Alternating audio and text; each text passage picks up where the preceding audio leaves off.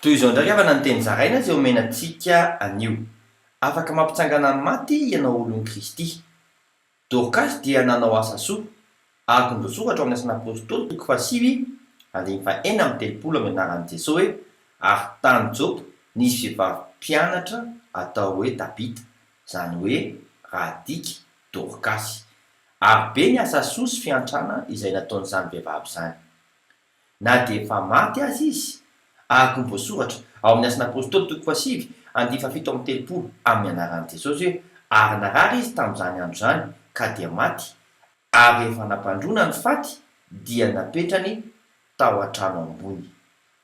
Dia nanaiky ho fitaovan'i Kristy Petera nampitsangana azy.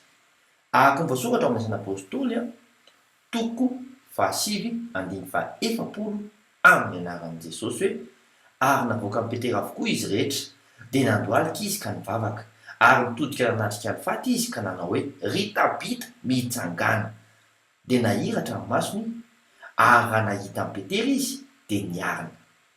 Maneke ho Petera ao amin'i Kristy. Vavaka isika Kristy ao, manaiky ho fitaovanao ao, na dia ampitsangana amin'ny maty amin'ny anaranao aza. Amen.